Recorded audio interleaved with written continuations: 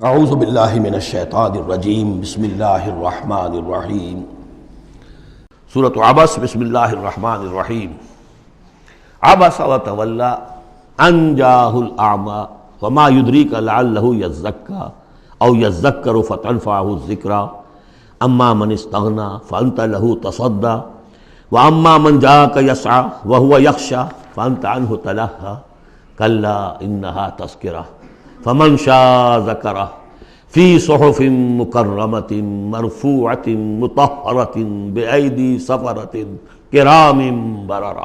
صدق اللہ العظیم۔ یہ جو سورہ مبارکہ ہے اس کے بارے میں بعض حضرات کو جو اپنے خیال میں چاہتے ہیں کہ حضور کا مقام جو ہے جتنا بلند سے بلند ہو رکھا جا سکے تو اس کی ادھر ادھر کی تعویلیں کرنے کی کوشش کرتے ہیں، لیکن اس میں کوئی شک نہیں ہے کہ یہ واقعہ بالکل اسی طرح پیش آیا جیسے کہ یہاں لکھا ہوا ہے، اور اس کی قطعاً کوئی تعویل کرنے کی ضرورت نہیں۔ دیکھیے، نبی کا معاملہ یہ ہوتا ہے، رسول کا معاملہ خاص طور پر، کہ اسے دیکھنا ہوتا ہے کہ مجھے ایک عظیم جو میرے اوپر ذمہ داری ڈال دی گئی ہے اس کے پورا کرنے کے لیے بہتر راستہ کون سا ہے۔ اب ظاہر بات ایک معاشرہ ہے، اس معاشرے کے اندر طبقات ہیں، ڈی فیکٹو ہیں، آپ کے لیے تو وہ گیون ہیں، آپ نے خود تو پیدا نہیں کیے ہیں، موجود ہیں۔ اب ان میں ظاہر بات ہے جو لوگ زیادہ اثر و رسوخ رکھنے والے ہیں ان میں سے ایک اگر ایمان لے آئے تو وہ دوسرے عوام الناس میں سے بیسیوں اور دسیوں کے مقابلے میں زیادہ اہم ہو جائے گا۔ موٹی سی بات ہے، اس میں کوئی راز والی بات تو ہے نہیں۔ اس لیے حضور نے دعا کی، جھولی پسار کر دعا کی، پروردگار عمر بن الخطاب اور عمرو بن ہشام یعنی ابو جہل میں سے ایک کو تو میری جھولی میں ضرور ڈال دے۔ یہ ایسے لوگ ہیں، اپنے معاشرے میں اثر و رسوخ رکھنے والے ہیں، حیثیت ہے، تکڑے ہیں، تو اگر ان میں سے کوئی ایمان لے آئے تو تقویت حاصل ہوگی۔ تو نتیجہ یہ نکلتا تھا کہ حضور ایسے لوگوں کی طرف زیادہ راغب رہتے تھے، توجہ فرماتے تھے۔ پھر خاص طور پر جو لوگ اپنے ساتھی ایمان لے آئے ہیں، اب یہ کہ ظاہر بات ہے وہ تو اپنے ہی ہیں، آدمی بسا اوقات کوئی زیادتی کر بیٹھتا ہے اپنوں کے اوپر، اور اس کی اپنائیت ہی در حقیقت کہ یہ تو اپنا ہے، اس کو کوئی بات نہیں، سہ جائے گا، برداشت کر لے گا، اور یہ سمجھ لے گا کہ اس میں کوئی مصلحت ہوگی۔ تو اگر اس طرح کا رویہ ہو تو یہ بالکل منطقی ہے، سمجھ میں آنے والی بات ہے کہ ایک روز حضور کے پاس کچھ قریش کے سردار بیٹھے ہوئے تھے، گفتگو کر رہے تھے۔ عبداللہ ابن ام مکتوم رضی اللہ تعالی عنہ ایک نابینا صحابی ہیں، وہ آ گئے۔ اب یہ کہ بہرحال نابینا تھے، لیکن یہ کہ بہرے تو نہیں تھے، اندازہ تو انہیں بھی ہو گیا ہوگا کہ اس وقت گفتگو ہو رہی ہے، کن لوگوں سے ہو رہی ہے، اور جو نابینا ہوتے ہیں اللہ تعالیٰ ان کی کوئی اور ایک رنگ تیز کر دیتا ہے، کمپنسیٹ تو کرتا ہے نا ان کو۔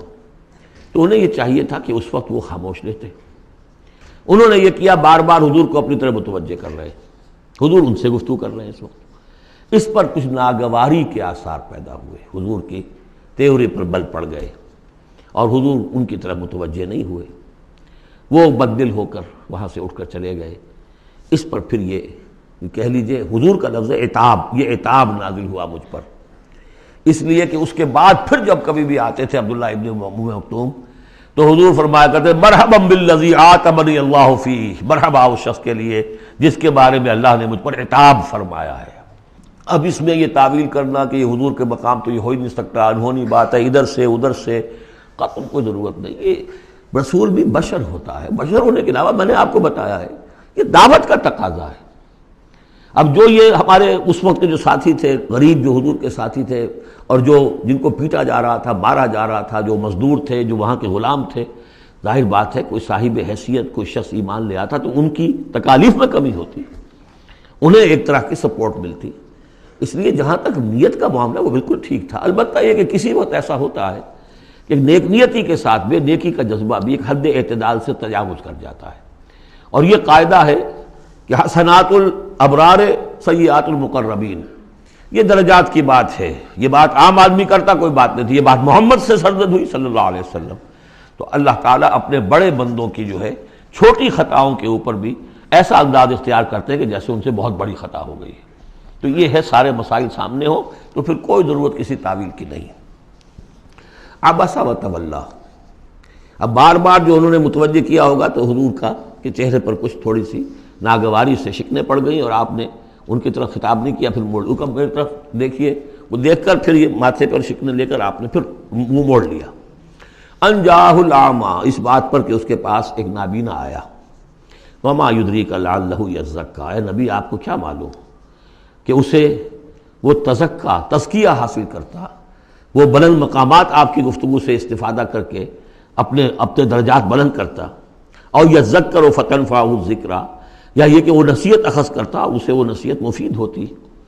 اما من استغنی، آپ کا معاملہ یہ ہے کہ جو مستغنی ہے، سننے کو تیار نہیں ہے، فانت لہ تصدیٰ، تو آپ ان کے فکر میں رہتے ہیں، آپ ان کے پیچھے اپنے آپ کو ہلکان کرتے ہیں۔ یہ لوگ جو ہیں یہ تو آپ کی بات سننے کو تیار نہیں ہیں۔ وما علیک اللہ یزکیٰ، اور اگر وہ پاکی اختیار نہیں کرتے تو آپ کے اوپر کوئی الزام نہیں، آپ سے پوچھ گچھ نہیں ہوگی۔ واما من جاءک یسعیٰ، اور وہ کہ جو آیا ہے آپ کے پاس دوڑ کر، چل کر آیا ہے، بھاگ کر آیا ہے، وہو یخشیٰ، اس کے دل میں خشیت بھی ہے، فانت عنہ تلہیٰ، تو آپ اس سے کچھ استغنا اور تغافل برت رہے ہیں۔ کلا، ایسا نہ کیجیے، انہا تذکرہ، یہ قرآن تو ایک یاد دہانی ہے، فمن شاء ذکرہ، جو چاہے اس سے نصیحت اخذ کر لے۔ ابو جہل نہیں کرتا، دفع ہو، ابو لہب نہیں کرتا، دفع ہو۔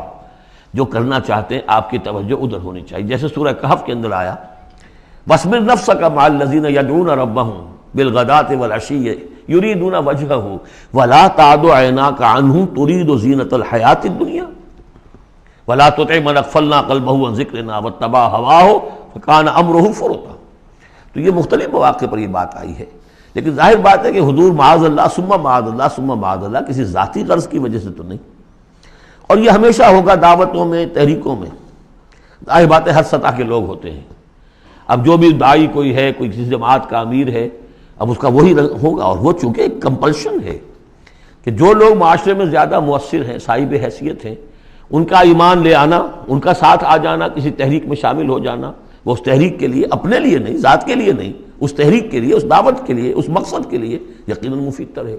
اس حوالے سے معاملہ رہے گا، اور اس میں یقیناً پھر ایسا ہوتا ہے کہ دوسرے طبقات کے لوگ جو ہیں وہ پھر اسے محسوس کرتے ہیں، مغایرت سی ہو جاتی ہے۔ تو یہ در حقیقت دنیا میں بھی یوں سمجھیے کہ ہر اعتبار سے یہ پل صراط جسے ہم کہتے ہیں کہ اس کو بال سے زیادہ باریک اور تلوار کی دھار سے زیادہ تیز ہوگی، وہ دنیا میں بھی ہے۔ دو انتہاؤں کا معاملہ ہر وقت رہتا ہے۔ کوئی شخص جو ہے وہ اپنی خودداری، عزت نفس کی وجہ سے ایک رویہ اختیار کرتا، دوسرا سمجھتا متکبر ہے۔ یہ ایک شخص ہے جو کسی کے ساتھ ملائمت سے پیش آتا ہے، دوسرا سمجھتا ہے میری خوشامد کر رہا ہے، چاپلوسی کر رہا ہے۔ تو ان دونوں چیزوں کے اندر تکبر اور خودداری، بس یوں سمجھیے کہ قدم میں فاصلہ دارن، بلکہ قدم بھی بڑی شے ہے، وہ باریک بال ہی ہے درمیان میں کہ خودداری کسے کہتے ہیں، تکبر کسے کہتے ہیں۔ تو اس میں یہ ہے کہ ہر معاملے کے اندر کوشش ہونی چاہیے درمیانی راستے کی، جتنی بھی انسان کر سکے۔ یہاں جس شان کے ساتھ قرآن کا ذکر ہوا ہے کہ اس قرآن مجید کو بھی آپ اپنا جس طریقے سے اپنی فرض رسالت کی ادائیگی کے لیے جس طرح آپ اپنے آپ کو ہلکان کر رہے ہیں، اس میں ایک پہلو اور بھی ہے، اس قرآن کی بھی توہین ہو رہی ہے۔ اس قرآن کو بھی لیے آپ پھر رہے ہیں، ان کو دے رہے ہیں، پڑھو اور سنو اور سمجھو، پھر میں سناتا ہوں، پھر سناتا ہوں۔ کلا انہا تذکرہ فمن شاء ذکرہ، نہیں، یہ تو ایک نصیحت ہے، جو چاہے اخذ کرے، جو نہیں کرنا چاہتا دفع ہو۔ فی صحف مکرمۃ، اور یہ قرآن اصل میں تو ہے بڑے باعزت صحیفوں میں، بلکہ یہ چوتھا مقام آ گیا، اگرچہ یہاں پہ لفظ نہیں آیا ہے وہ، جیسے کہ ہم پڑھ چکے ہیں حوامیم کے سلسلے میں۔ یہ قرآن کہاں ہے؟ وَإِنَّهُ فِي أُمِّ الْكِتَابِ لَدَيْنَا لَعَلِيٌّ حَكِيمٌ، یہ تو ام الکتاب کے اندر ہے جو ہمارے پاس ہے اور بڑی بلند مقام پر ہے۔ اور سورہ واقعہ میں ہم پڑھ چکے ہیں یہ قرآن کہاں ہے؟ فی کتاب مکنون لا یمسہ الا المطہرون، یہ تو چھپی ہوئی کتاب میں ہے، مخفی کتاب میں ہے، اسے چھو ہی نہیں سکتے مگر صرف وہی جو نہایت پاک باز ہیں۔ کون ہے نہایت پاک باز؟ فرشتے ہیں، ان کے ساتھ نفس امارہ ہے ہی نہیں، ان کے ساتھ وہ عالم خلق کا کوئی تقاضا ہے ہی نہیں، وہی ہے کہ جو اس کے وہاں پر جو ہے ان کے سامنے وہی لکھنے والے، آ جائے گا لکھنے والے، آگے چل کر آئے گا۔ وہ یہ قرآن کہاں ہے؟ بل ہوا قرآن مجید فی لوح محفوظ، تو لوح محفوظ، کتاب مکنون، ام الکتاب، اصل قرآن وہاں، جیسا کہ بارہا میں نے کہا یہ تو قرآن کی مصدقہ نقول ہے جو اللہ نے ہمیں فراہم کر دی، اصل قرآن وہاں ہے، اسی کا تذکرہ یہاں ہو رہا ہے فی صحف مکرمۃ۔ وہ ام الکتاب جو ہے وہ تو بڑے مکرم، بڑے معزز باعزت ورقوں میں ہے، مرفوعہ بلند و بالا، مطہرہ نہایت پاک، بے ایدی سفرۃ، وہ ان کے ہاتھوں میں ہے لکھنے والے فرشتے، وہاں سے نقلیں تیار کر کر کے بھی تو آخر بھیج رہے ہیں نا وہ، بے ایدی سفرۃ کرام بررہ، اور وہ خود بھی بڑے باعزت ہیں، بڑے نیک ہیں۔ تو یہ ہے قرآن مجید کا مقام۔ تو آپ اس قرآن مجید کے ساتھ بھی اس کے مقام کو سمجھتے ہوئے معاملہ کیجئے، جو اس کی توہین کرتا ہے اسے دفع کیجئے، اس کو منہ نہ لگائیے، اور آپ تو اپنے آپ کو جو بھی آپ کے پاس چل کر آئے اور جو واقعتاً طالب ہو ہدایت کے اور نیکی کے اور تقویٰ کے، ان پر توجہ دیجیے۔